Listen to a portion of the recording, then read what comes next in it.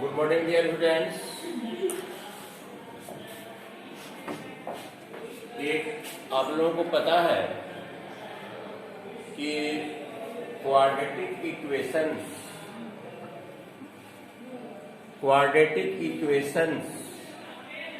के दो रूट्स होते हैं।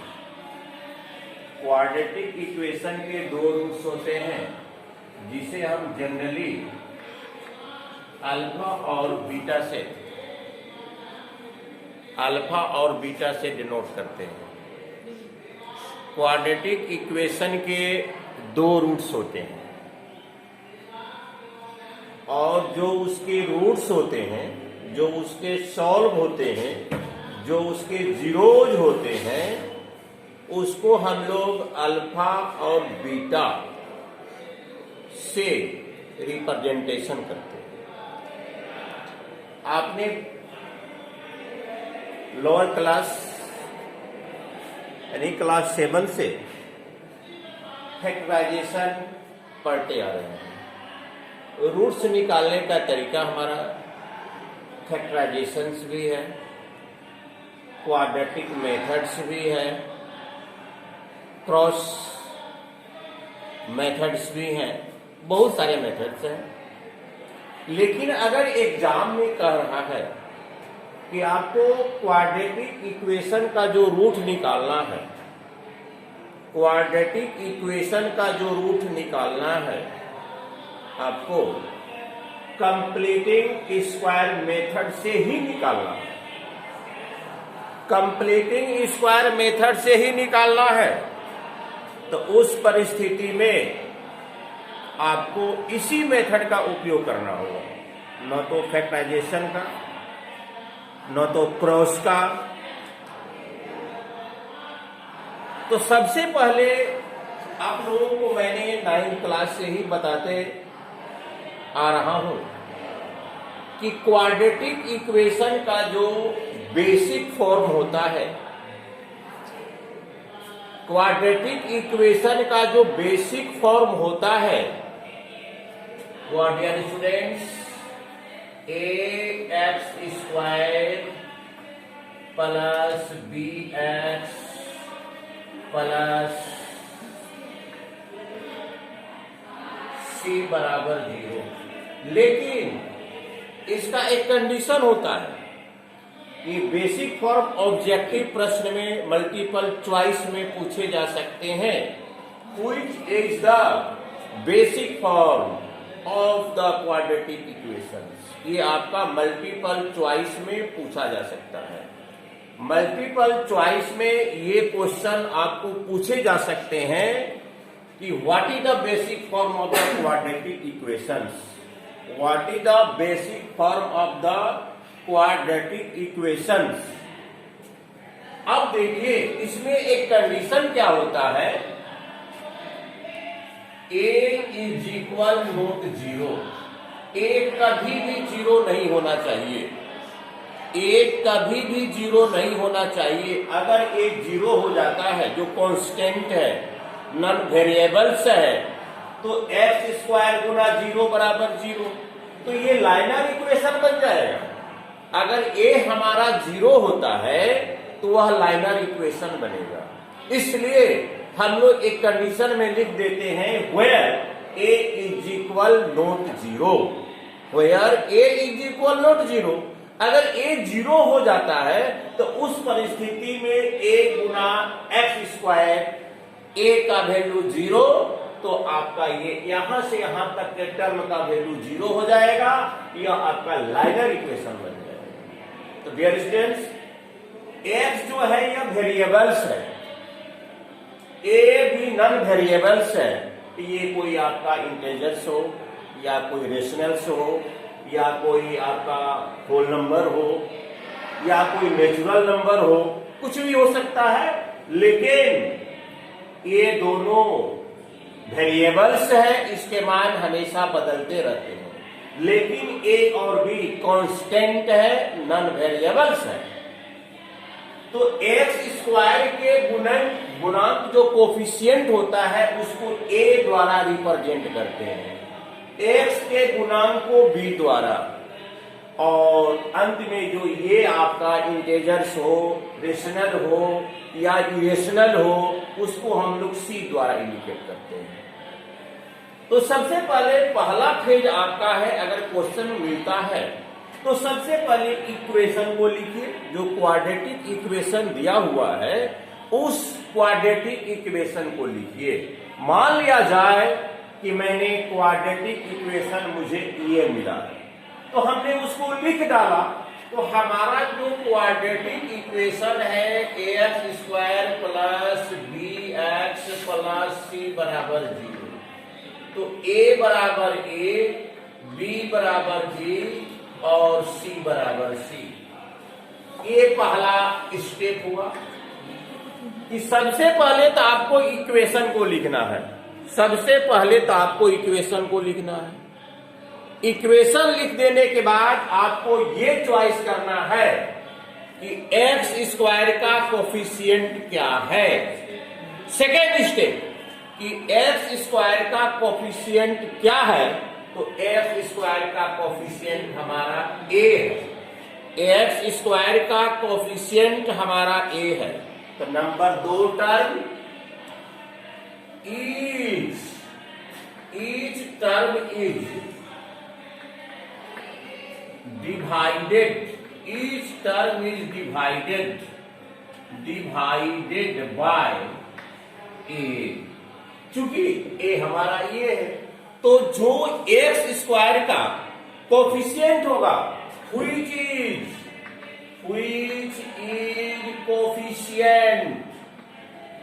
कोफिशिएंट ऑफ एक्स स्क्वायर, जो एक्स स्क्वायर का कोफिशिएंट है। सबसे पहले तो ए का चॉइस करेंगे हम लोग। ए आखिर है कौन, तो ए का पता कैसे करेंगे, जो एक्स स्क्वायर का कोफिशिएंट होगा। भाग दीजिए। नंबर 3 स्टेप में चलिए। ये तो पहले भाग दीजिए। X square plus B X plus C बराबर 0। इसमें भी ए से भाग दीजिए, इसमें भी ए से भाग दीजिए, इसमें भी ए से भाग दीजिए, इसमें भी ए से भाग दीजिए। तो देखिए तो आपका क्वांटेंट क्या आ रहा है। इसमें से ए कट जाएगा, एक्स स्क्वायर यहाँ हो जाएगा बी बटा ए एक्स, यहाँ हो जाएगा सी बटा ए बराबर 0। ये सेकंड फेज हुआ। अब चलिए हम लोग चलते हैं थर्ड फेज में। क्या करना है, वेरिएबल्स जो अलजेब्रिक टर्म है एक तरफ रखना है और नॉन अलजेब्रिक टर्म को एक तरफ रखना है। थर्ड फेज में अलजेब्रिक टर्म को एक तरफ और नॉन अलजेब्रिक टर्म को एक तरफ। तो हमारा अलजेब्रिक टर्म यहां से यहां तक है और यह नॉन अलजेब्रिक टर्म हुआ। यह मोनोमियल, ये आपका मोनोमियल एक प्रकार का मोनोमियल पोलिनोमियल हुआ। तो इसमें चूंकि x इंक्लूड है, यहां भी x है, ये हो गया आपका नॉन वेरिएबल इनटू वेरिएबल्स बराबर अलजेब्रिक टर्म। यह भी अलजेब्रिक टर्म है। तो आप क्या कीजिए, तीसरा फेज में x square plus x into B बटा ए, और इस नॉन अलजेब्रिक टर्म को उधर ले जाइए, आरएचएस में ले जाइए। अगर प्लस है तो माइनस करेंगे और माइनस है तो प्लस करेंगे। तो आप देख रहे हैं कि एलएचएस में यह प्लस है, और जब इसको आरएचएस में ले जाएंगे तो आपका माइनस सी बटा ए हुआ बराबर 0 माइनस सी बटा ए। ये आपका तीसरा स्टेप। अब देखिए चौथा स्टेप में हम लोग क्या करेंगे। चौथा स्टेप में हम लोग क्या करेंगे, अब चौथा स्टेप में चलिए इसको ए प्लस बी के, चूंकि यहां प्लस है, ए प्लस बी के होल स्क्वायर के एक्सपेंडेड फॉर्म में लाएंगे। आपको पता है कि a प्लस बी का होल स्क्वायर बराबर A square plus B square plus 2ab होता है। तो सबसे पहले आप इसको हमको, चूंकि यहां प्लस है, अगर यहां पर चिन्ह माइनस रहता तो a माइनस बी के होल स्क्वायर का एक्सपेंडेड फॉर्म लिखते हैं। लेकिन यहाँ पर a प्लस, यहाँ प्लस है, इसी सिंबल को देखना है, यहाँ प्लस है, तो इस इक्वेशन को a प्लस बी के होल स्क्वायर के एक्सपेंडेड फॉर्म में लाना है। तो चलिए लाया जाए। अब देखिए a स्क्वायर क्वेश्चन में दिया हुआ है, 2 आया सूत्र से, a का वैल्यू x और b का वैल्यू, अगर b का वैल्यू b बटा a लिखते हैं, अब पुनः जब इसको प्रोडक्ट करते हैं तो इतना आपका नहीं कंप्लीट हो पाएगा। इसलिए हम लोग क्या करते हैं, b का आधा लिखते हैं, b का हाफ, b बटा a का हाफ, b बटा a का हाफ। तो b बटा a का हाफ का मतलब होता है b बटा 2a।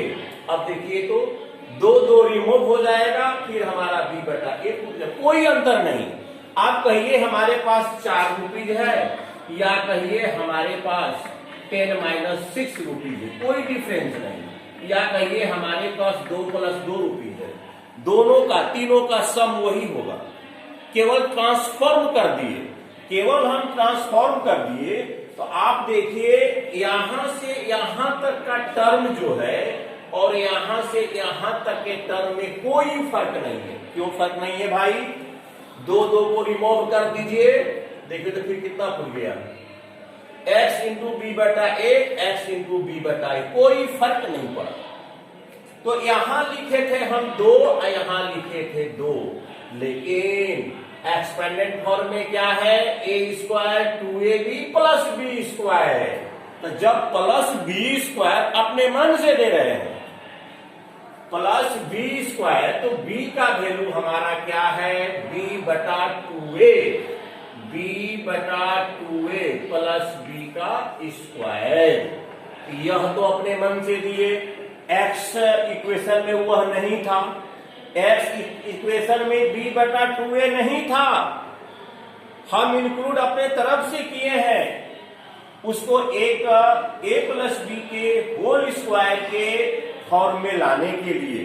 तो जब एक तरफ हम जोड़े, झगड़ा नहीं हो, क्योंकि जब LHS और RHS बराबर है, इधर पहले से माइनस c बटा a है, जब इसको दिए b बटा 2a का होल स्क्वायर, तो इसको भी देना होगा b बटा 2a का होल स्क्वायर, तभी LH और RHS अपने x फॉर्म में चलता रहेगा। LHS और RHS जब बराबर होता है, उसके दोनों तरफ किसी भी राशि से गुना कीजिए, भाग कीजिए, जोड़ कीजिए, घटाव कीजिए, उसके मानक वैल्यू पर कोई प्रभाव नहीं पड़ता है। तो चलिए इसको कीजिए, b स्क्वायर b बटा 2a का होल स्क्वायर, क्योंकि भाई इसको इतना रुपया दिए हैं तो इसको भी उतना रुपया देना होगा, तभी झगड़ा नहीं होगा। क्योंकि यहां तक पहले से यही दोनों था, यहां से लेकर यहां तक यह अकेले था, ये दोनों आपस में संतुष्ट था पहले से। लेकिन हम क्या किए, गिफ्ट में इसको दिए b बटा 2a का होल स्क्वायर, तो इसको भी गिफ्ट में देना होगा उतना ही क्वांटिटी, तभी वह क्या होगा, सेटिस्फाइड होगा। अब चलिए हम लोग तो यहां तक अपने प्रोसेस को ले चले। अब चलिए 5वां फेज, इसका अब शॉर्ट फॉर्म में लिखिए। शॉर्ट फॉर्म देखिए, ये किस फॉर्म में है, a square plus 2ab plus b square, इस फॉर्म में है। इसका शॉर्ट फॉर्म होता है a प्लस b का होल स्क्वायर। तो a का वैल्यू x और b का वैल्यू b बटा 2a, ये शॉर्ट फॉर्म हो गया, a प्लस b का होल स्क्वायर। अब चलिए इसको सॉल्व कीजिए, माइनस c बटा a, b का स्क्वायर, b स्क्वायर, 2a का स्क्वायर 4a, इसका एलसीएम हो गया 4a, a से भाग दिए, यहां बचा 4, यहां हो गया माइनस 4c, a से भाग दिए, a से भाग दिए हम, तो एलसीएम तो हो गया 4a, यहां बचा 4c, अब 4a से भाग दिए 4a, तो यहां हो गया b स्क्वायर वनली हो गया b स्क्वायर। यहां हो गया आपका c बटा a पहले से है, यहाँ दिए बी स्क्वायर, अब बटा 2 दूनी के 4a, 2 दूनी के 4a स्क्वायर, एलसीएम हो गया 4a स्क्वायर, यहाँ हो गया 4ac, a स्क्वायर, देखिए यहाँ मिस्टेक हो, माइनर मिस्टेक, b का स्क्वायर, b स्क्वायर 2a का स्क्वायर, तो 2a गुना 2a बराबर 4a स्क्वायर, यहां लिखा गया 4a स्क्वायर, 4a स्क्वायर और a का एलसीएम 4a स्क्वायर, a से भाग दिए, यहाँ 4a बचा, 4a को c से गुना किए, माइनस 4ac हुआ, अब b स्क्वायर वैसे अपने सेम फॉर्म में रहा। अब चलिए पांचवा फेज में, छठा फेज में चलिए, x प्लस बी बटा 2a, इधर का स्क्वायर हटाइएगा तो उधर रूट होगा, इधर का स्क्वायर हटाइएगा तो उधर रूट होगा, या दोनों तरफ रूट करने पर, तो इधर का स्क्वायर हटा दीजिए तो बी स्क्वायर माइनस 4ac बटा 4a स्क्वायर, ये आपका ऐसे हुआ। अब चलिए सातवां फेज में चलिए, देखिए सातवां फेज में क्या बनकर तैयार होता है हमारा। सातवां फेज में हमारा बनकर क्या तैयार होता है, x प्लस बी बटा 2a, इसका तो रूट निकलेगा नहीं, दो टर्म है, दो टर्मों का डिफरेंस है, इसलिए अपने ये इसी फॉर्म में रह जाएगा बी स्क्वायर माइनस 4ac, लेकिन 4 का वर्गमूल 2 और a स्क्वायर का वर्गमूल a, ये आपका बी स्क्वायर माइनस 4ac बटा 2a, इसका स्क्वायर रूट हुआ। अब चलिए, ये नॉन अलजेब्रिक टर्म है, यह अलजेब्रिक टर्म है, नॉन अलजेब्रिक टर्म को आप इधर लाइए, नॉन अलजेब्रिक टर्म को आप इधर लाइए, तो x बराबर बी स्क्वायर माइनस 4ac बटा 2a, आप इसको इधर लाएंगे तो माइनस बी बटा 2a, माइनस बी बटा 2a, माइनस बी बटा 2a। अब अल्फा और बीटा आपको निकालना है, अल्फा और बीटा, अल्फा और बीटा आपको निकालना है, तो इसका जो रूट होगा, इसका जो रूट होगा बी स्क्वायर माइनस 4ac बराबर डी होता है, बराबर डी होता है, बी स्क्वायर माइनस 4ac बराबर डी होता है, तो आप लिख सकते हैं x बराबर अंडर रूट डी बटा 2a, डी बटा 2a, और d का जो वैल्यू होगा, जो स्क्वायर रूट होगा, वो दो टर्म में होगा। मान लिया जाए d के जगह पर 16 है, तो प्लस माइनस 4 होगा, प्लस माइनस 4 होगा। अगर यहां पर 49 होगा, इसका स्क्वायर रूट प्लस माइनस 7 होगा, तो एक बार प्लस के साथ काम करना है, एक बार माइनस के साथ काम करना है। अगर d हमारा 0 होता, d हमारा अगर 0 होता है, d की जगह पर 0 आता है, तो उस परिस्थिति में अल्फा भी होगा माइनस बी बटा 2a और बीटा भी होगा माइनस बी बटा 2a। अगर d हमारा 0 नहीं होता है, अगर d हमारा 0 नहीं होता है, तो उस परिस्थिति में अल्फा एक बार प्लस से काम कीजिएगा, प्लस से काम कीजिएगा, अंडर रूट डी अब बटा 2a अब माइनस बी बटा 2a। एक बार माइनस से जो बीटा का वैल्यू होगा, चूंकि इसका दो वैल्यू आएगा, एक पॉजिटिव आएगा, एक निगेटिव आएगा, एक पॉजिटिव में आएगा, एक निगेटिव में आएगा, तो पॉजिटिव के साथ एक बार इसको घटाएंगे, एक बार निगेटिव के साथ इसको घटाएंगे। ये आपका d बटा 2a माइनस b बटा 2a। अगर d का वैल्यू 0 आया तो अल्फा और बीटा का सेम यही आंसर होगा नंबरिकल वैल्यू में। अगर d 0 नहीं आता है तो अल्फा बीटा बराबर नहीं होगा, अल्फा बीटा इक्वल नहीं होगा। जैसे मान लिया जाए, जैसे मान लिया जाए कि d का मान प्लस माइनस 5 हुआ, डी का मान प्लस माइनस 5 हुआ, अब बटा 2a हुआ तो माइनस 2a। तो एक बार प्लस 5 के साथ इसका काम करेंगे, एक बार माइनस 5 के साथ इसका काम करेंगे।